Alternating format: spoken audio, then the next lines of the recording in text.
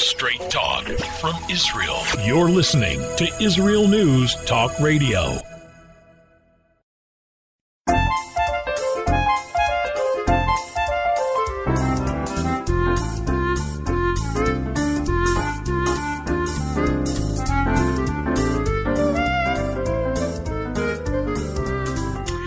Good morning, good morning. Oh, what a beautiful morning. My name is Andrea Simintov, and you are listening to Pull Up a Chair on Israel News Talk Radio.com. This is the week, boys and girls.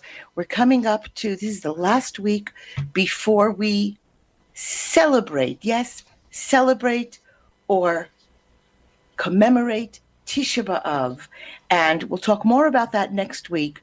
But indeed, I urge anybody listening in to look up, to read, go on to any of the wonderful Jewish websites and learn more about Tisha B'Av, and we will discuss more of what you learn. I just got back from a wonderful, incredible week-long camping trip, a camping trip in which I was able to see pockets, corners, little areas of this glorious country that I never knew existed, to meet men, women, children who are rooted here, have been living here for generations and generations and generations, like all of us are meant to. And I have a lot of thoughts about that today. And today's show is called Rooted or Rootless. What does Israel mean to us? What role can we play? The world is imploding. Jews are in trouble. And I'm asking all of us today to listen in and think, are we going to be among the counted? Or are we going to be like those left behind, the majority left behind in Egypt? What else are we going to talk today about? We're going to speak about Parsha, a very powerful story, Matos Masai. And let's see, we're going to also speak about the biggest communication problem there is, and that is listening to reply rather than listening to hear.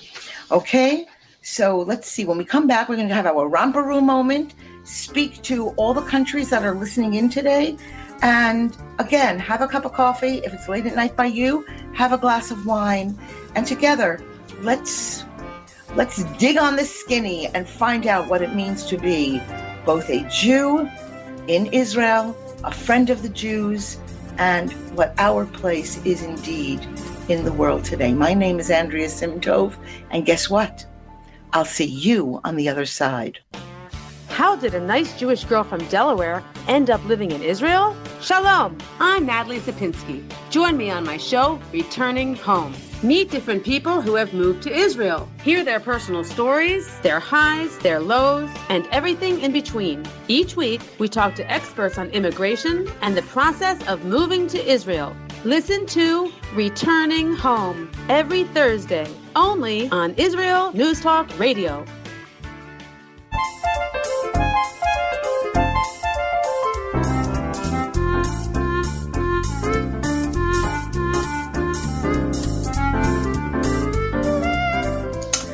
And we're back. Andrea Simintov, Pull Up a Chair, IsraelNewsTalkRadio.com, the only place to be.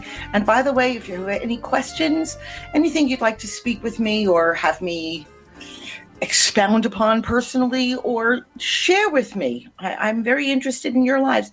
Please keep it nice, keep it kind. Both the chat room is open. You can get it if you're listening via the radio, via the internet today on our website. You can write in and tell me where you're listening in from, or drop me a note, Andrea at IsraelNewsTalkRadio.com. I really do enjoy hearing from listeners. Okay, I do. So let's see, a lot of notes. So we spent our Shabbos this past week. It seems like a lifetime ago for me. I've been very busy. But we spent last Shabbos in Beit El. And those of you who are up on your Bible, you know that Beit El is where Jacob dreamed of angels ascending and descending a ladder to heaven. It's amazing. I live in the corner of the world where The Torah is alive. You can imagine it. You could see it in the stillness of the morning. You have to, if you could, like, ignore the overhead cables, all right? You can imagine really the same Beit El that Yaakov rested his head in. Anyway, I needed that Shabbos away because it had been a very weighty week, a very heavy week. My mechutin, I need to share this with you. My mechutin, which is my son-in-law's father, your in-laws via marriage, or your mechutin and your machatenister, mechutan, Lenny Karpas, he succumbed early on Friday morning to COVID-19 in Johannesburg. So many of us listening in have lost someone who knows someone. Lenny wasn't my father. He wasn't my brother. He was my beloved friend. Leaves behind a family. And as I watched that funeral, they couldn't even bury him on Friday when they wanted to because the body pileup in Joburg was so, actually he was buried in Pretoria, but the pileup was so big they had to postpone the funerals. You know, it reminds me, I have kept quiet on this show about the videos that I receive, the endless factoids, the relentless bombardment of anti-vaccine information I receive.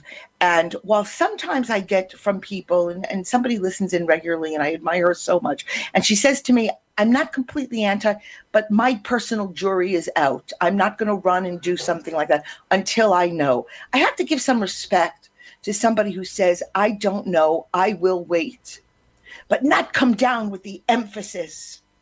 Do any of you, I hate even the term, the anti-vaxxers, but who among us, even those who opted to become inoculated, do any of us really think that it is only us that has the skinny?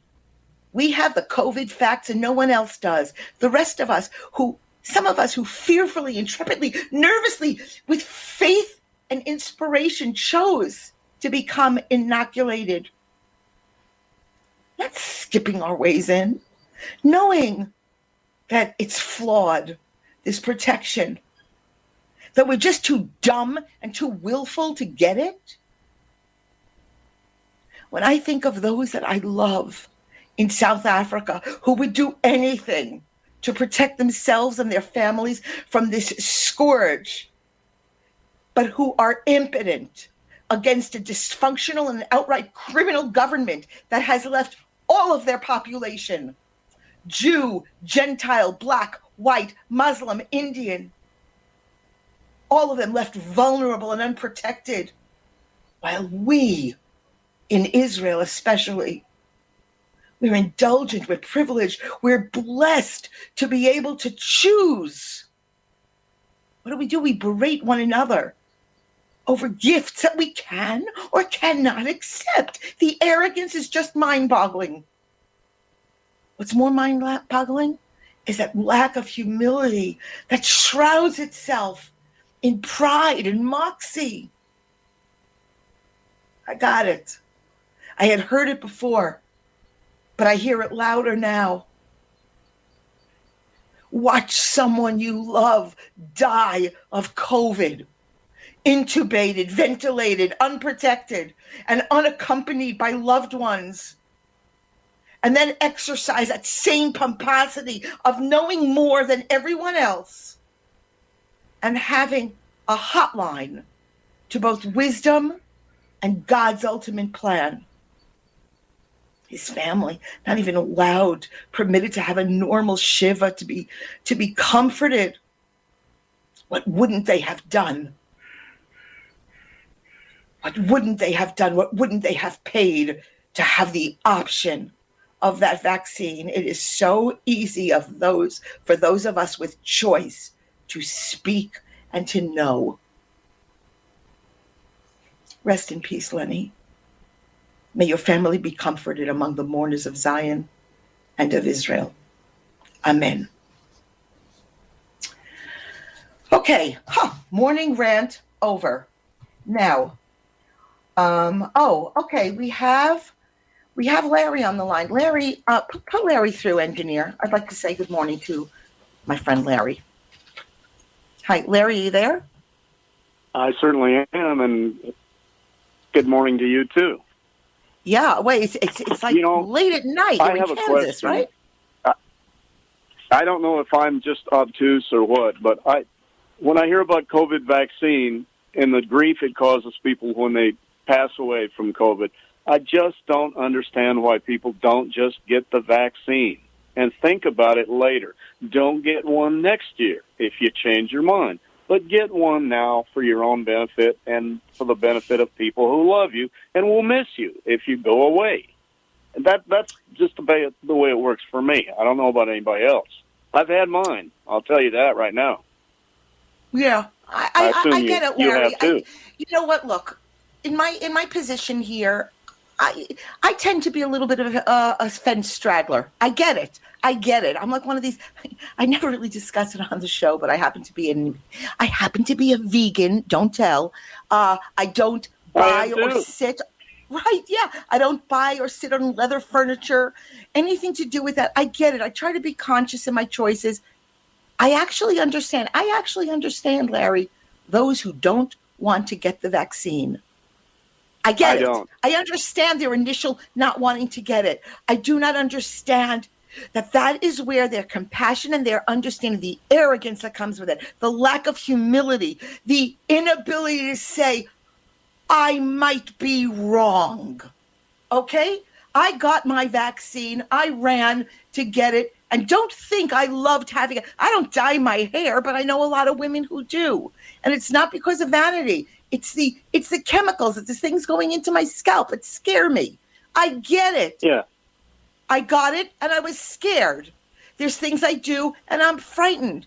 And I'm not going to sit and bully somebody else and say, you run, you get it. But you know what? Keep your kids out of school if they're not vaccinated with my children or my grandchildren. Please, Yep.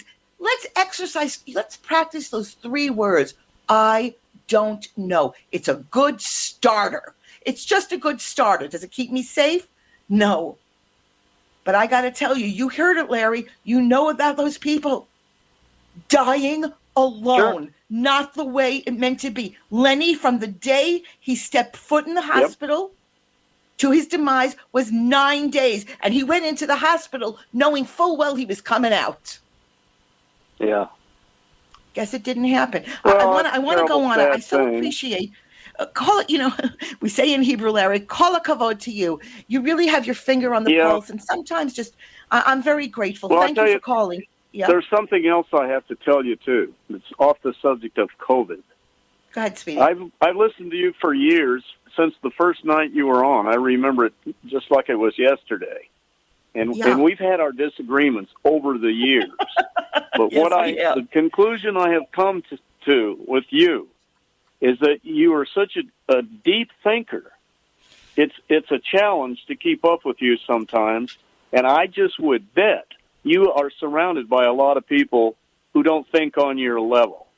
And that's too bad for them. They can learn from you. And so I hope they listen to you, because I know what you're doing. But there's something, I think you've become a Buddhist by osmosis or something, because you just are so introspective. I know I told you once if you were a Catholic, you would have to be a Jesuit because you're so smart. You told me I'd be a Jesuit. I like that, yeah. Well, it's true. It's true. And, it can be very lonely when you think so deeply that a lot of people around you they can't deal with it, or they don't want to. I don't even know what it is. But I know people who think like you have a hard time finding other people to communicate with.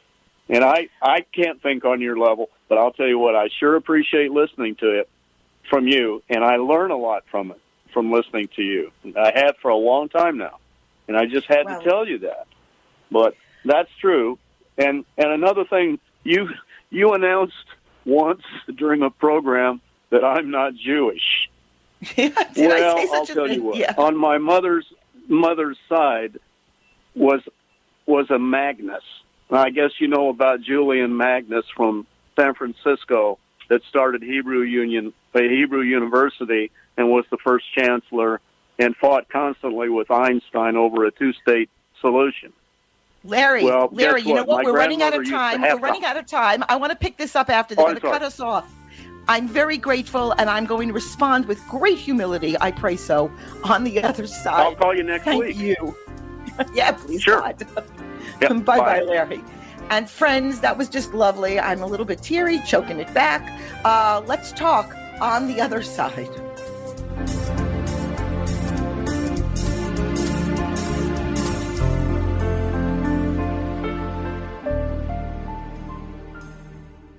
Shalom, everybody. Making a difference often takes just one moment and one person at a time.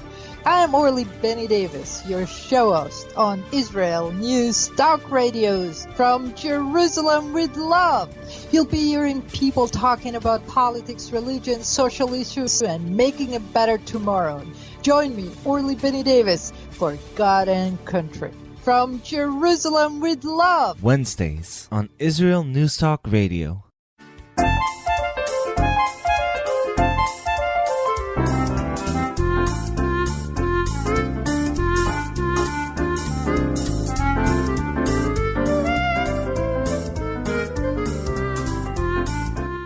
Okay, we're back.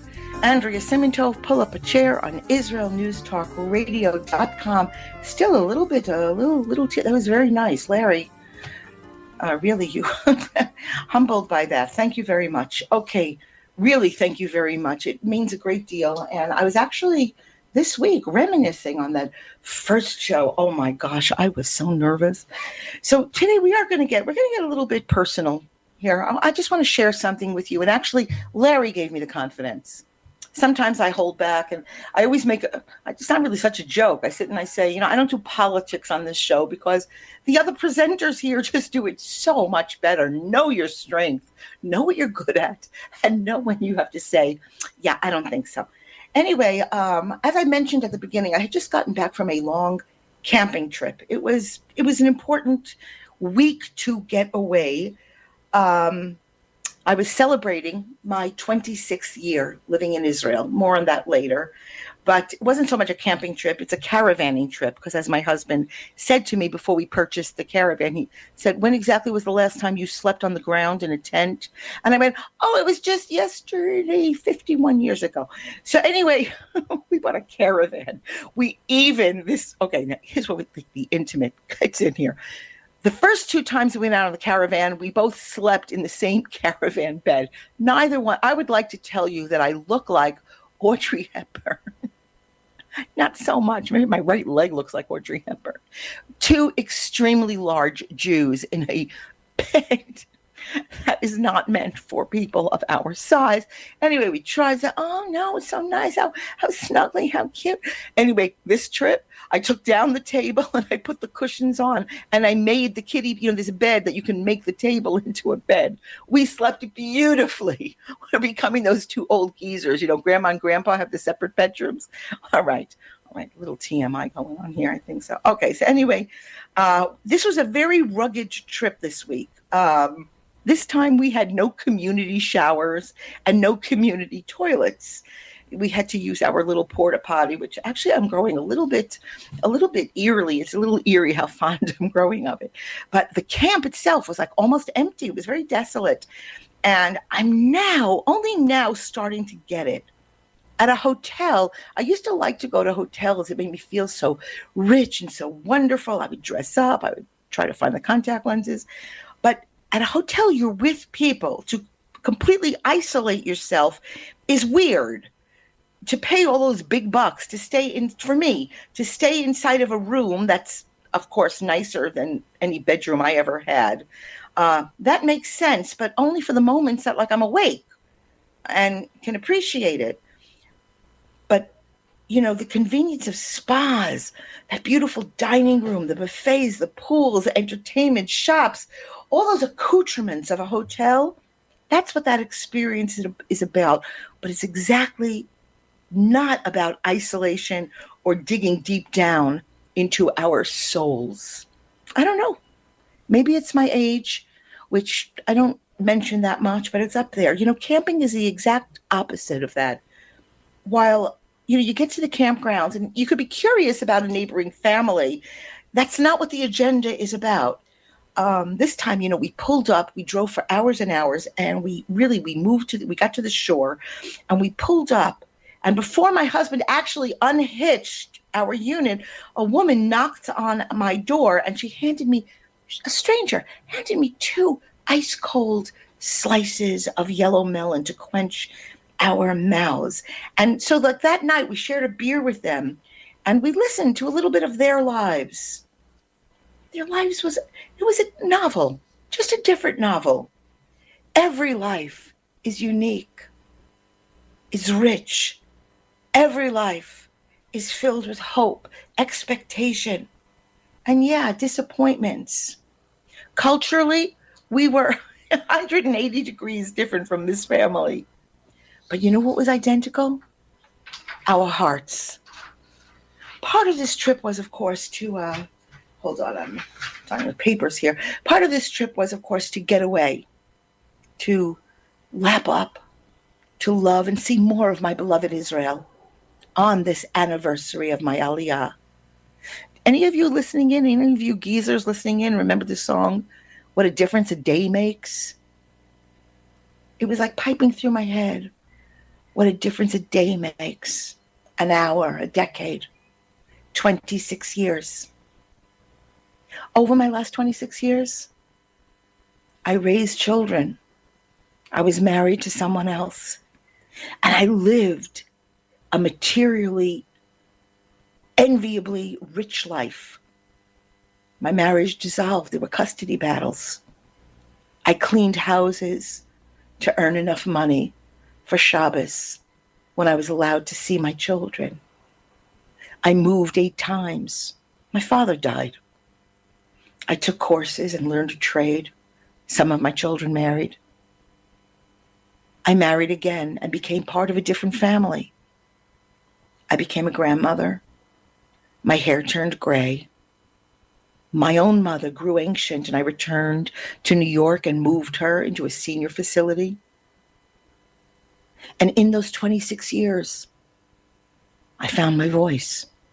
I began writing for newspapers, magazines. I even appeared on television a few times. In 26 years, I grew younger in spirit, and my love story with this land, her history and her people, continues by the hour to evolve and deepen. Before leaving to come back on the last day, sort of like the last night of this trip, it was crazy. It was 5 days and 4 nights, 4 days and 3 nights. I can't remember. How many nights did I sleep on that table? It was 4 days and 3 nights. We befriended an incredible couple. They were so gorgeous. I can't believe I'm actually segueing because I'm in this kind of deep, lofty place. They were like an Israel travel brochure. Come visit the land of our forefathers. Here it is, 2021. They looked like they stepped out of the pages of the Bible. Her curls, her black curls emerging from an intricately wound scarf, and he took his t-shirt over his buff body and he made one of those cool guy turbans. Oh my gosh. And they had children. They were just so stunning and earthy. And then I have to tell you, this is going to be an evolving friendship. I think they're half our age, but we never talked about that. They live in Hebron, the land of our forefathers. They live there by choice. They're healers, they're mentors, they're psychologists, they're brain scientists. Before we departed, Orna, she asked me, in all of my ancient wisdom, to sum up life. She said, sum up life in 3 or 4 words for me. I was stunned. Uncharacteristically, Larry, I was speechless. So initially I said, I can't do that without thinking about it. I felt like the child I once was, being unprepared for school. The conversation kind of swirled about. They were just both so young and bright. And Ronnie and I felt like sages. And suddenly, it came to me, as clear as the dawn. I said, Orna, I've got it. It's all about choice. That is what it is. Everything is about choice. whether we're injuring ourselves or nurturing ourselves, whether we're giving or taking. There's not a move that we make, that mind-hand connection, that isn't about choice. In the few minutes, in just 2 minutes, I want to tell you just a great story. My stepdaughter told the story at the Shabbos table. She was a young seminary student here in Israel, and they were on the bus traveling to a part of the country she didn't know, and suddenly a motorcycle, this must have been 30 years ago, and a motorcycle pulled up alongside of them 25 years ago, and he was carrying pizzas, and the bus driver honked him, and he said, "How many pizzas do you have in your bag?" And he said, "I have 4. And he said, "Give them to me." And he threw him money, and he stopped the bus, and he took the pizzas, and he gave out pizzas to everybody on the bus, just for the smile. That is my Israel. Pizzas for the smile. Melons for those of us, a slice of melon for those of us that are so hot and tired and parched. It is tzedakah. It is giving. It is sitting with people who are lonely. It is the magic of Facebook that unites us to make sure that nobody who wants a meal is left without a meal. That somebody who needs to be with others can be with others. The miracle of this country that is available to us, just like medicinal wonders, just like technological wonders, just like all the wonders that God has put in this world. We have it all. It's whether we use it, whether we access it. The magic of this country is really something that I cannot recover from. One more last quick vignette.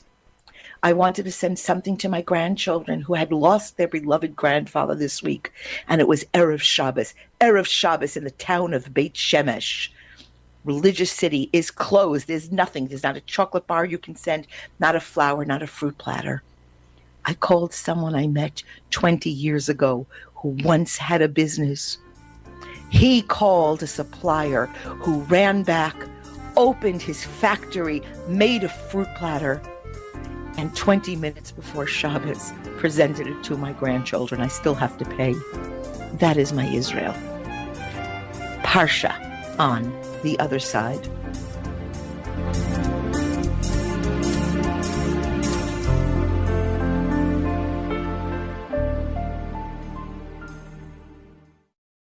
You're listening to Israel News Talk Radio. This is Shai Bentako, and each week I'll be webcasting to you from Judea, origin of the word Jew, a people besieged and beleaguered in every generation. Nazi Germany is but a memory, but in its place the world invented the phantom Palestinians as this generation's internationally authorized Jew killers.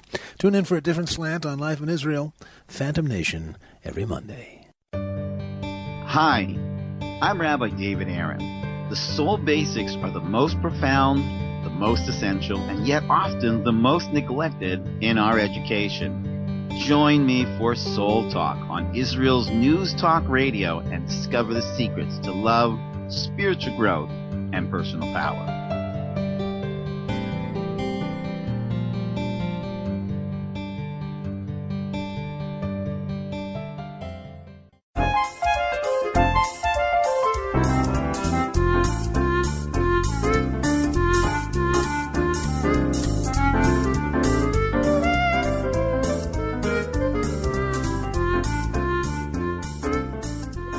And we're back. Andrea Simintov, pull up a chair on IsraelNewsTalkRadio.com. I'm laughing. We usually start at the beginning of the show and I say good morning, good evening to people listening in. And today we had our our system had obviously a couple of moments where I couldn't access it. So I want to say good evening to those listening in from the United States and Canada, Israel, Boker Tov Eretz Israel, oh my beloved Israel, the UK, Ireland is listening in this morning, South Africa, yeah, we did a lot of South Africa talk. I'll see you this afternoon on High FM.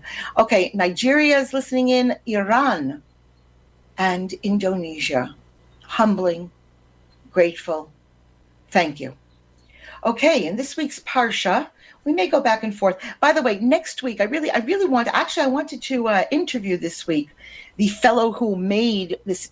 It was just a very fun story. Talking with friends, the guy who kind of intervened in Erev Shabbos, ran and make a phone call. He said, hang up the phone. I'll be right back with you. I mean, everything was closed. I just wanted to talk about the trajectory of how that miracle happened. And the miracle is not always the splitting of the Red Sea. Who was it who wrote to me this week and said, you know that breath you just took? It was a miracle.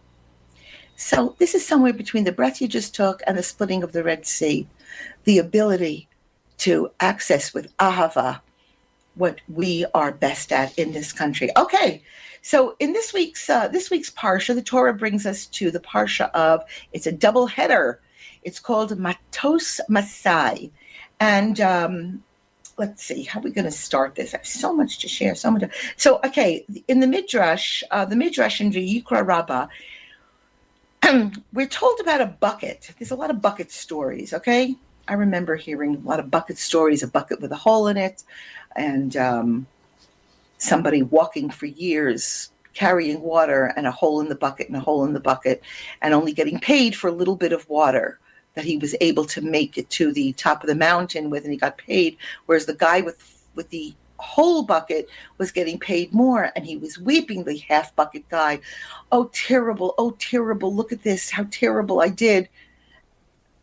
And yet on his side where the hole was, the trees and the plants and the flowers, they bloomed lushly and made for the world a very beautiful place. There are no mistakes, there are no errors. So here we have in this midrash, there's a tale of a bucket with no bottom to it.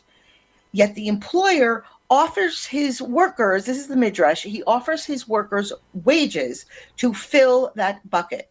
So a fool sees it as completely purposeless.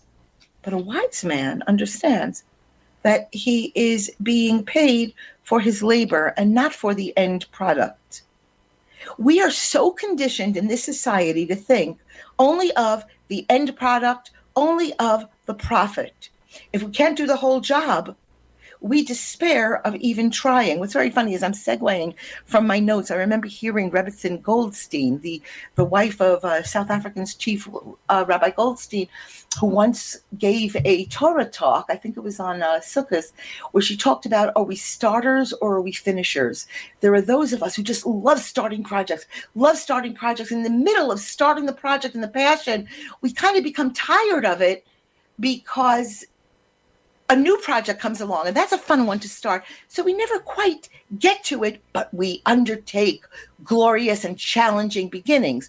Whereas those who are finishers are loath to start anything too challenging because the end result is all that matters, and making sure that you honor your word and you complete the task. So consequently, they in turn may not undertake things that are too challenging because it would compromise the possibility to finish. And of course, the great blend is to be both. But I digress. Okay.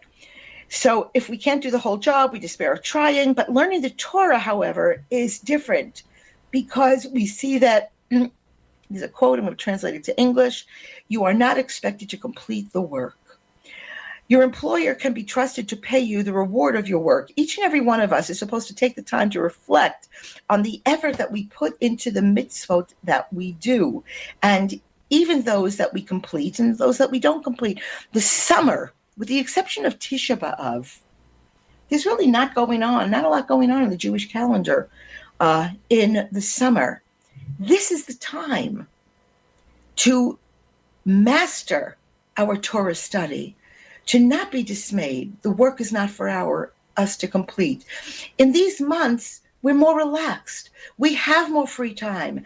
This is the time to increase our efforts. You know, in no sense do we have to finish it up. Why begin learning Torah this summer? I won't get it. I won't master it. It's a Chafetz Chaim, the author of the book on Shmiras HaLashon, guarding one's tongue, who says, "It is not for you to achieve, but to act. Achievement is the province of the Almighty." After all, concludes Rabbi Tarfon. I think we met him in the Pesach Haggadah.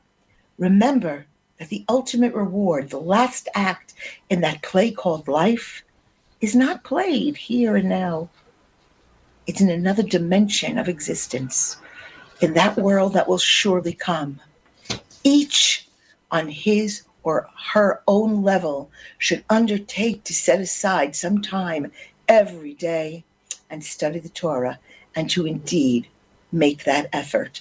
Okay, before we go on to my other Torah notes, my other Parsha notes, because the one thing that I do want to remind you, this is the Parsha that talks about the refuge cities. Any of us who have, took Bible 101 know that these were the cities that if someone had killed someone else unintentionally, it were places that they could escape vengeance of the victim's next of kin. That vengeance thing is something that's all too prevalent in our weekly news rags. Chazal, the sages tell us that signposts were erected to guide the accidental murderer to the cities. This enabled the fugitive to reach safety without arousing public interest as to the whereabouts of an accidental murderer. For example, he didn't have to get lost and the minute you knock on the door and say, "Where do I get to this city?" the person opening the door knows that you are a murderer. They want to save that additional humiliation and that additional danger for this person. But we contrast it with the fact that there were no signposts erected to guide Olim, to guide the pilgrims to Jerusalem for the observances of the three festivals, Pesach, Shavuos, and Sukkot. Here, we were forced to knock on doors, and to say, "I'm lost, can you help me?" To alert the resident that something holy was going on, and they too can partake of it. I just love that. I really like that a lot. Okay, so in reading the book of Midbar, this week we conclude with this Parsha. Jews, we are travelers. That long exile that we suffered by necessity forced us to travel a great deal. There's nowhere in the world that we have not visited, settled, eventually moved from a different location. The recording of all the travels and the way stations that the Jews experienced in their years in the Sinai is a small prophecy as to that future historical vagabond experience that Jews over millennia experience in their wanderings. The world of our enemies, one of the big accusations about Jews is that we're rootless. It's untrue. We have always been rooted in the land of Israel, whether we're conscious about it or it's unconscious. During our entire history as a people, it is the exile that we recognize this rootlessness. We were never certain of those shifting grounds that lie underneath our tired, our weary feet, our sad and unsettled bones. We are indeed a restless people, filled with curiosity over locations that we haven't yet seen. By the way, Israelis are the world's most seasoned travelers. They can't stay put. The history of this exile, Jews, we arrive at a new destination, we settle there, we help develop the country or that part of the world, we begin to feel at home and attempt to assimilate into the majority culture, into the society, and suddenly there's a collapse. A mighty and unforeseen wind uproots us after centuries of living there, and we move on to new shores. There are no more significant Jews in numbers peppering Eastern Europe. What happened to us in Poland, Lithuania, Latvia, Estonia, the Czech Republic, Slovakia, Romania? This was the Jewish heartland for centuries. We've moved again.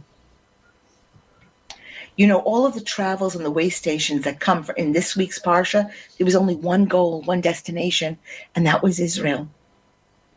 The Israel deniers in our midst, the religious ones, the secular ones, the leftists, the rightists, the academics, the almost the Jewishly illiterate, they all share a common delusion about who we are. That the home of the Jews is somehow not necessarily, and certainly not now in the present, in that land of Israel. You know, in every way station and desert oasis that is recorded for us in this week's Parsha, we are reminded to come home. Only in one place did we stay a long time, and only when we were elevated were we allowed to move to the next place. Let all of us elevate, both this Shabbos, both this summer, and in the year to come. Andrea Simintov, Shabbat Shalom from Jerusalem.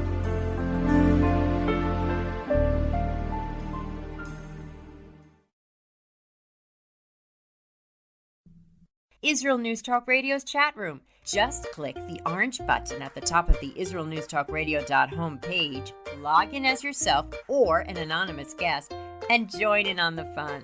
You'll meet other listeners from all over the world who listen to Israel News Talk Radio, and you can make new friends. Israel News Talk Radio's chat room. It's the closest you can get to being in the studio with us. We love listening to Israel News Talk Radio. Where can you get the inside news on Israel? At Israel News Talk Radio, we're dedicated to sharing Israel's inside story with the world by providing our listeners with news on Israeli politics, current affairs, and Israeli Jewish culture. The Israel News Talk Radio homepage also provides you, the listener, with useful information at your fingertips, with scrolling news headlines, weather, currency exchange, Shabbat candlelighting times, and so much more.